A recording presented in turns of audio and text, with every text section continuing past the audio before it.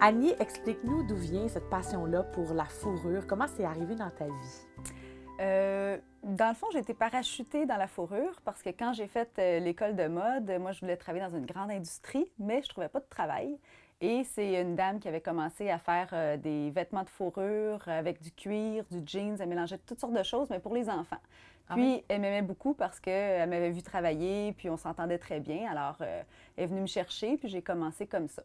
Wow! Puis là, en sachant pas qu'un jour tu serais à ton compte, ça, c'est vraiment Non, venu, c'est une autre étape après. oui, tout à fait. Dans le fond, la compagnie a fermé ses portes à un moment donné. Je me suis retrouvée sans travail et je suis allée cogner de façon très cavalière chez un patroniste de la fourrure, puis qui avait toujours trop de travail. Puis là, j'ai dit, j'ai plus de job, je veux travailler, puis tu as besoin de moi. Fait que si tu me veux, je suis là dans les 15 prochaines minutes, sinon je sais pas, je vais être où. Puis il m'a appelé. J'ai commencé à travailler avec lui, puis il m'a donné mes premiers clients à Montréal. Ouais. Donc ça, c'était ta partie à Montréal, Oui, où est-ce que tu as fait tes premières années de métier. Puis oui, là, à un moment donné, tu es revenu dans ta terre natale, dans oui, les cantons de l'Est. oui. Et puis là, tu es à ton compte, tu fais Oui, tes créations en oui. fourrure. Est-ce que ton rapport à la fourrure a changé avec les années?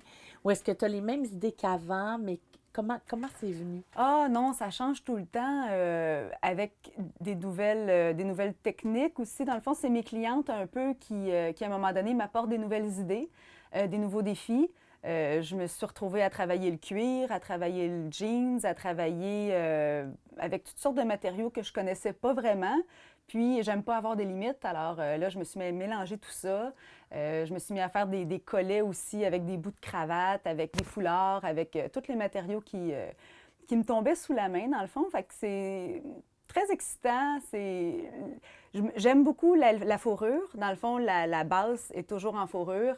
Puis après ça, ben, je m'amuse à mélanger les éléments. Ouais. Qu'est-ce que tu as à dire comme les gens qui font, ben là, c'est des animaux. Tu sais, il y a comme un discours par rapport à la fourrure, on n'est pas toujours à l'aise. Est-ce qu'on doit en porter, on ne doit pas en porter? Puis en même temps, tu as comme des qualités dans tes valeurs, c'est de recycler les matériaux. Oui. Comment on peut se situer par rapport à ça?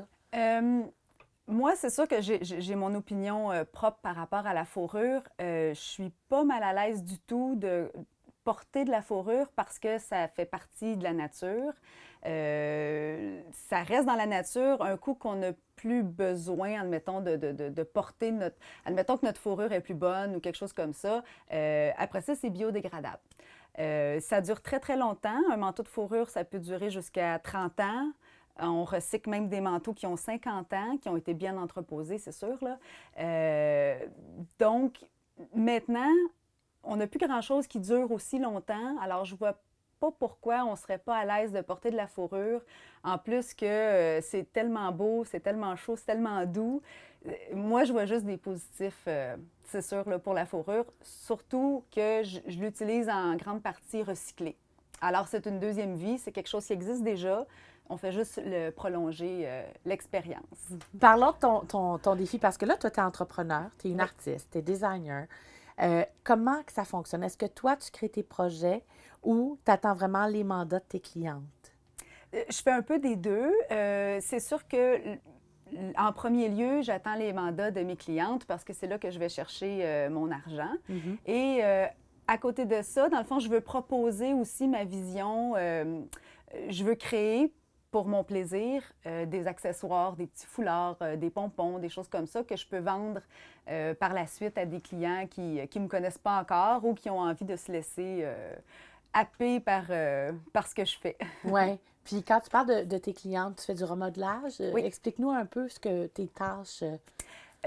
En général, dans le fond, une cliente arrive avec un manteau qu'elle possède déjà. Des fois, c'est dans le fond, lors d'un décès, là. Je peux recevoir des manteaux. Si les gens ont plus besoin de leur manteau, ils veulent pas rien faire avec. Mais habituellement, les clientes arrivent avec leur propre manteau et veulent se faire refaire soit un manteau, soit un accessoire. Puis, des fois aussi, c'est 4 sœurs qui arrivent avec le manteau de leur mère qui est décédée.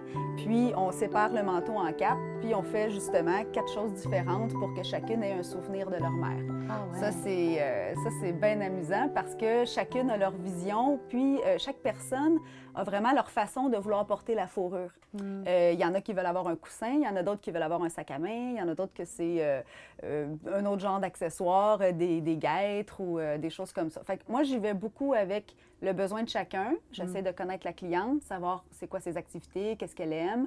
Puis à partir de là, on s'amuse. Il y a quand même une partie d'émotion parce que c'est quand même des trésors de famille, souvent. Oui. Ça c'est la partie qui est drôle, c'est que quand les clientes viennent, habituellement, ça devient un peu mes amis d'une certaine façon parce qu'on prend vraiment le temps de jaser ensemble. Ouais. Fait qu'une rencontre qui peut prendre 30 minutes, avec moi, c'est 1 heure et demie.